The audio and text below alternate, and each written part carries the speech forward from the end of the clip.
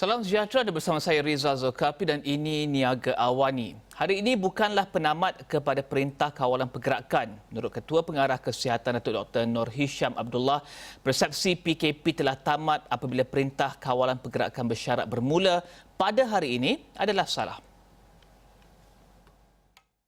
Tegasnya, PKP masih berkuat kuasa tetapi dengan menggunakan pendekatan kepatuhan sosial dan disiplin terhadap SOP. Ini untuk terus mengawal jangkitan COVID-19 di Malaysia. Tambahnya, pendekatan SOP dalam PKPB adalah sama seperti yang diamalkan di Korea Selatan, Taiwan dan Sweden yang mampu mengawal COVID-19 tanpa melaksanakan PKP. Sementara itu, Kementerian Sumber Manusia menggesa semua majikan dan pekerja untuk membudayakan nombor baru ketika berada di premis perniagaan atau tempat kerja ketika PKPB. Menurut Menteri Sumber Manusia Datuk Seri M. Saravanan, amalan tersebut perlu mematuhi segala langkah kawalan dan pencegahan. Ini termasuk saringan dan merekod suhu badan pekerja setiap kali semasa tiba dan pulang dari bekerja dan mengamalkan penjarakan sosial. Tambahnya, langkah lain termasuk penyediaan cair pembasmi kuman dan sarung tangan, pemakaian penutup hidung dan mulut semasa di tempat kerja serta menjaga kebersihan diri. Beliau turut berkata Kementerian Sumber Manusia terus mempergiatkan intervensi penguatkuasaan dan pemeriksaan ke premis pekerjaan bagi memastikan semua majikan menghormati serta mematuhi syarat-syarat SOP. Dalam masa yang sama, beberapa kerajaan negeri memberikan reaksi berbeza mengenai pelaksanaan PKPB yang berkuat kuasa hari ini. Ini termasuk di Terengganu, kerajaan negeri menyuarakan komitmen melaksanakan PKPB namun akan mengetatkan lagi syarat-syaratnya jika pematuhan SOP di tahap rendah dan memberi kesan kepada kesihatan rakyat. Kerajaan negeri Perak pula tidak membenarkan orang ramai makan di dalam mana-mana premis makanan. Namun restoran, warung, medan selera, pusat penjaja, gerai makan tepi jalan berbumbung atau kenderaan saja dibenarkan beroperasi, itu pun untuk tujuan bungkus dan penghantaran makanan saja. Sementara itu, di Kerajaan Selangor akan melaksanakan PKPB hari ini dengan penetapan beberapa perincian tambahan. Antaranya, peniaga dan penjaja berpremis yang dibenarkan beroperasi dari pukul 7 pagi hingga 10 malam terhad kepada urusan bawa pulang, pandu lalu dan penghantaran. Sementara itu, Dewan Perniagaan dan Perindustrian Kebangsaan Malaysia NCCIM yakin kerajaan telah mengambil kira semua aspek termasuk tiada kompromi terhadap risiko kesihatan orang ramai sebelum memutuskan untuk membenarkan hampir semua sektor ekonomi dan kegiatan perniagaan dibuka semula. Presiden Tan Sri Ter Leong Yap berkata NCCIM juga memahami keperluan kerajaan untuk mencari keseimbangan antara melindungi kesihatan umum dan kemampanan ekonomi serta sumber pencarian rakyat. Dan orang ramai boleh membuat laporan polis jika terdapat pelanggaran SOP atau PKPB. Menteri Kanan Kluster Keselamatan Datuk Seri Ismail Sabri Yaakob berkata tindakan ini dapat membantu kerajaan memastikan arahan dan SOP yang dikeluarkan dipatuhi. Ismail berkata, tindakan ini dapat membantu kerajaan membuat pemantauan dan mengambil tindakan terhadap individu atau syarikat yang melakukan kesalahan. Sementara itu, menurut Timbalan Menteri Kewangan 1, Datuk Abdul Rahim Bakri, keputusan melaksanakan PKPB adalah bersandarkan dua pertimbangan bagi mencari perimbangan antara menjaga kepentingan rakyat dan melindungi kepentingan negara secara menyeluruh. Perdana Menteri Tan Sri Muhyiddin Yassin dalam pengumuman PKPB berkata, sebahagian besar aktiviti ekonomi dan sosial dibenarkan beroperasi mulai hari ini tertakluk kepada syarat-syarat dan SOP yang ditetapkan. Dan terdahulu, Menteri Kewangan Tengku Datuk Seri Zafrul Abdul Aziz menegaskan keputusan membenarkan sebahagian aktiviti ekonomi disambung kembali mulai hari ini bukan satu tindakan tergesa-gesa. Tambahnya, kerajaan bagaimanapun tidak memaksa mana-mana syarikat untuk memulakan semula operasi dengan segera. Ini kerana ada perniagaan yang mungkin perlu melaksanakan persediaan terlebih dahulu serta memenuhi pula syarat yang ditetapkan kerajaan. Kita saksikan kembali sedutan temu bual Tengku Datuk Seri Zafrul bersama dengan Cynthia Eng dalam agenda Awani pada lewat Sabtu. So let me assure you that this thought process was done well. I mean, they were very done to various stages. Right? We had a meeting at the Economic Action Council. We had a meeting at the National Security Council. Then we had a meeting at the Cabinet to discuss about the opening up of the economy. Right? It's not something that we just decided in a rush. And if you know, even during the MCO1, the essential services and one industry in particular, E&E, was allowed to operate. In MCO3, we opened to another 8 industries. So the economy was open in stages, right? But if you look at the big picture, let's look at the big picture, which the Prime Minister mentioned again in his speech, the 6R. So we had the first one is to resolve. The first R is resolve, which means that we need to ensure that we contain COVID-19. Right. We need to flatten the curve, right? It's about flattening the curve. It's not about getting zero COVID infection, right? And the other one is about, the second R is about resilience, which is stage 2. So stage 2 is where we want to make sure that through the Prihatin economic package, we will protect the rakyat and also the businesses. So we've done the stage 1, which is resolve, and a stage 2, which is resilience, and now stage 3, which is to restart the economy. So stage 3 is being done, hopefully starts on Monday, right? It will start on Monday. So we looked at basically the stage 1, stage 2 to make sure that stage 1 and stage 2 is done properly. And we've seen that, and we've seen the flattening of the curve. And what's important is also the healthcare capacity. So the healthcare capacity of the country today is about 30% utilization, right? So we've seen that it's not under stress. Testing is done as well. I think by next week we expect testing to be done about 22,000 a day, right? And we look at the number of areas that are green, it has improved, right? So these things are all taken into consideration. And at the same time, it is a balance, to me anyway, between lives and livelihoods. Daripada kesemua rangkuman tersebut, kesemua perkembangan yang kami bawakan, kita ingin lihat bagaimanakah PKPB yang diumumkan dan juga bermula pada hari ini akan memberikan impak kepada ekonomi dan juga angka pengangguran yang dijangka akan diumumkan dalam bulan-bulan akan datang. Kita menantikan angka pengangguran untuk bulan Mac yang akan diumumkan pada sekitar minggu pertama Mei ini, dan juga KDNK negara yang akan diumumkan tidak lama lagi untuk suku pertama. Dan juga untuk melihat kepada kesemua perkara ini, kita bersama dengan Profesor Emeritus Dato' Dr. Zakaria Abdul Rashid, pakar ekonomi. Doktor, pertama sekali kita melihat kepada kerajaan umum pembukaan lebih banyak sektor ekonomi dalam PKPB hari ini. Apa quick wins yang doktor lihat yang boleh diambil pekerja dan juga majikan untuk pastikan sasaran asal, iaitu untuk elak kerugian ekonomi yang lebih besar, pembuangan pekerja yang lebih ramai dicapai, doktor? Ya, terima kasih Rizal. Pertama, kita mesti sedar bahawa sewaktu kita melaksanakan PKP, yang sekarang juga masih ada lagi, apa yang berlaku sebenarnya ialah gangguan kepada production of output dan juga gangguan kepada gangguan kepada our supply chain. Jadi yang ini kita tahu telah memberikan pungutan yang banyak kepada rakyat. Kedua-dua pihak, iaitu di pihak pengguna, di pihak isi rumah dan juga di pihak peniaga-peniaga.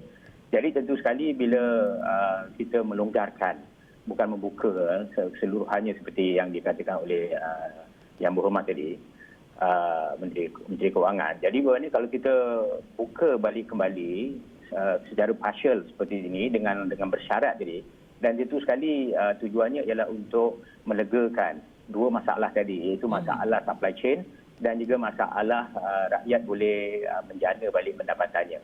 Jadi saya pun tahu banyak perkara yang telah rungutan-rungutan sementingkan. Mudah-mudahan peniaga dapat terus berniaga. Tak kiralah peniaga besar atau peniaga kecil. Yang saya dengar banyak peniaga-peniaga kecil dapat menjana balik pendapatan dan dapat menyara balik hidup keluarga. Dan begitu juga isi rumah pun dapat pendapatan daripada kerana mereka juga bekerja. Dan keduanya mereka akan dapat supply kerana supply chain telah diperbaiki. Jadi mereka akan dapat supply biasa yang mereka gunakan untuk normal consumption. Ya. Tapi doktor, melihat kepada bagaimana setiap negeri ada beberapa negeri dengan pendekatan berbeza. Jadi bagaimanakah pendekatan berbeza ini akan memberikan keyakinan ataupun ketidakyakinan kepada pengguna untuk keluar, kepada peniaga untuk membuka operasi mereka dengan kapasiti yang sedikit rendah? Bagaimanakah ini akan mungkin memberikan kesan kepada psikologi mereka ketika pembukaan ini, kerana kita masih lagi berada dalam PKP pada ketika ini? Ya, saya rasa ini perkara biasa sebab kita sekarang ini sedang bermain dengan satu permainan game di antara mencari perimbangan antara mengutamakan kesihatan dan juga menjana balik semula pendapatan ataupun ekonomi kita. Jadi yang mana satu nak didahulukan? Jadi kalau saya tanya pada saya secara peribadi, saya kata tidak ada yang lebih utama daripada kesihatan, daripada nyawa. Dan keduanya tentunya ekonomi juga penting juga, kerana kalau kita dengar rungutan yang banyak, kalau tidak ada isi rumah tidak dapat menjana pendapatan, tentunya mereka akan susah juga untuk memberi makan ahli keluarga. Sebab pakej prihatin itu saya dah tegaskan daripada awal lagi, dia bukan merupakan substitut yang sempurna kepada penjanaan sendiri oleh pekerja dan oleh isi rumah. Jadi kalau katakan beberapa negeri yang tidak mengamalkan sepenuhnya apa yang disarankan oleh kerajaan persekutuan, kita sebuah negara persekutuan, kita boleh berbuat demikian. Jadi kita terpaksa mengambil perkara itu sedemikian kerana saya kata tadi ini adalah perimbangan antara kesihatan dan juga ekonomi. Ya, Rizal. Dan melihat kepada permintaan yang dijangka akan berlaku pada pembukaan separa ataupun pada PKPB yang bermula pada hari ini, serta pada mungkin jika PKP ditamatkan pada Mac ataupun Mei 12 ini dan juga pada masa-masa hadapan, adakah doktor lihat ada permintaan yang masih tinggi dalam hati pengguna, suppress ataupun all this pent up demand dalam diri pengguna untuk berbelanja, bergerak ke hadapan melihat kepada ketidaktentuan yang masih lagi wujud dalam keadaan kesihatan, dalam keadaan ekonomi? Bagaimanakah mereka akan berbelanja ketika pembukaan ini? Saya rasa soal perbelanjaan itu tidak menjadi perkara yang penting lah, saya fikir. Sebab by nature kita perlu berbelanja, isi rumah perlu berbelanja, dan untuk perbelanjaan itu ia perlu menjana pendapatan. Dan prihatin memberi sedikit bantuan kelegaan. Tetapi seperti yang tadi, dia bukan menjadi pengganti sempurna. Jadi perbelanjaan itu tidak menjadi masalah. Cuma yang jadi saya kira masalah di sini ialah tentang supply chain tadi. Kalau kita lihat pembukaannya tidak smooth kerana serentak seluruh negara tidak berlaku begitu. Jadi di sini mungkin ada berlaku sedikit kesulitan lah dari segi bagaimana delivery industri haulage dan juga logistik ini dapat berfungsi dengan sempurnanya. Dan keduanya, selain daripada perkhidmatan pengangkutan tadi, mengangkut barang, terdapat juga masalah yang agak besar juga, iaitu kita ni adalah sebuah negara berdagang. Jadi supply daripada luar negara mungkin terhalang juga sebab banyak daripada negara-negara luar, terutamanya negara-negara yang kita rapat berdagang dengannya seperti Amerika dan juga Eropah, mereka belum membuka lagi. Mereka masih lagi bergelut, dengan wabak ini. Dan juga kalau China pun begitu juga, walaupun mereka dah lepas pandemic curve tadi dah lepas, tapi kita pun harus faham bahawa proses pengeluaran mereka masih terganggu lagi. Mereka belum lagi dapat mengeluarkannya pada full capacity. Jadi kita memerlukan import dari mereka untuk mengeluarkan barang. Kemudian barang-barang itu baru kita boleh supply kepada pengguna. Ataupun daripada barang-barang itu boleh kita jual kepada luar negara dalam bentuk ekspor. Jadi situ dapat gangguannya, saya fikir. Okey. Doktor, kita mungkin nak beraya sikit doktor kepada pakej pemulihan yang dijangka akan diumumkan mungkin selepas Hari Raya Aidilfitri nanti. Apa doktor jangka harus ada dalam pakej pemulihan tersebut? Saya tahu ini adalah bersifat spekulatif pada ketika ini kerana masih banyak perkara perlu dipertimbangkan. Namun angka pengangguran untuk bulan Mac akan diumumkan tidak lama lagi, KDNK Malaysia akan diumumkan tidak lama lagi. Apa yang harus ada dalam pakej pemulihan tersebut untuk kurangkan impak akibat daripada PKP dan juga PKPB yang berlaku sebelum ini? Oh gitu. Saya pun tidak berapa perasan sangat bahawa akan ada lagi pakej pemulihan seperti ini. Tapi bagaimanapun bayangan telah diberikan dahulu kan bahawa sebaik-baik sahaja kita dapat melalui krisis ataupun wabak ini, kita segera harus menyiapkan rancangan jangka pendek, jangka sederhana dan jangka panjang tentang bagaimana kita nak menangani. Jadi untuk jangka pendek, saya rasa jangka pendek dan jangka pendek ini, apa yang patut dilakukan ialah kita menyediakan satu program untuk meringankan beban kepada rakyat. Yang maksud saya rakyat sini ialah isu rumah dan juga peniaga. Dan juga dalam jangka panjang adalah untuk membina kapasiti kita kembali. Kerana kita pun banyak kali kita sebut ni sebagai new normal ataupun kebiasaan baru. Jadi apabila kebiasaan baru, kita tidak boleh mengharap bahawa kita akan pulih kembali dan balik kepada norma lama. Jadi begitu juga tentang soal pengangguran, jadi pun begitu juga. Dan saya rasa dalam tahun 2020 ini, tahun inilah kita rasa dari segi pengangguran kita hampir pasti akan berlaku pengangguran. Jadi yang penting sekali di sini ialah kita telah menikmati pengangguran ataupun di bawah 4%, iaitu guna tenaga penuh yang dalam tempoh yang agak lama. Tapi saya rasa pada tahun ini angka itu akan tidak dapat dicapai. Mungkin kita akan mencapai ataupun kita akan merasakan kadar pengangguran yang lebih daripada 4% itu, iaitu saya tak tahu sama ada pengangguran berleluasa ataupun tidak. Ini bergantung kepada keadaan dunia. Sebab kita mesti tahu bahawa bila kita buka PKP ini, soal pengangguran sebenarnya soal biasa. Apa yang dipanggil sebagai frictional unemployment, iaitu ada orang bertukar kerja. Jadi saya boleh fikirkan bahawa MCO atau PKP ini merupakan pengangguran frictional yang berlaku pada dalam jangka pendek. Lepas MCO, frictional unemployment ni boleh kita hapuskan. Tetapi yang menjadi masalah besar ialah cyclical unemployment, iaitu pengangguran yang disebabkan oleh turun naik dalam ekonomi. Okay. Dan ini pula cyclical unemployment kali ini berlaku adalah sangat luar biasa.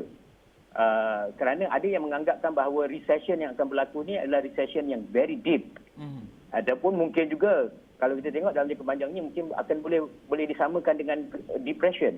Jadi kalau begitu, bermakna masalah pengangguran ini tidak dapat kita elakkan. Kalau kita lihat dalam Bank Negara Malaysia pun, telahan yang dibuatnya ialah kita akan tumbuh pada kadar 0.5% hingga negatif 2%. Jadi kalau kita mencapai 0.5% sekalipun, pengangguran akan melebihi daripada 4%. Sebab kalau kita nak mengekalkan pengangguran di bawah 4%, kita akan terpaksa tumbuh di antara lebih kurang dalam 4.5 hingga 5% setahun GDP. Tapi kalau 0.5, kita akan pastinya melepasi 4% itu, bermakna guna tenaga penuh tidak akan tercapai lagi. Apatah lagi kalau kita mengalami kemelesetan minus 2%, bermakna penganggurannya adalah amat tinggi, yang mungkin jarang sekali kita rasai dalam tempoh agak lama ini. Ya, Rizal. Terima kasih Profesor Emeritus Datuk Dr. Zakaria Abdul Rashid, pakar ekonomi, membincangkan berkenaan dengan PKPB dan juga bagaimanakah pembukaan ekonomi secara berperingkat dapat dilakukan dengan baik. Kita akan berhenti berehat seketika. Selepas ini pandangan pihak restoran pula bagaimana dan juga bagaimanakah mereka akan beroperasi pada tempoh PKPB ini.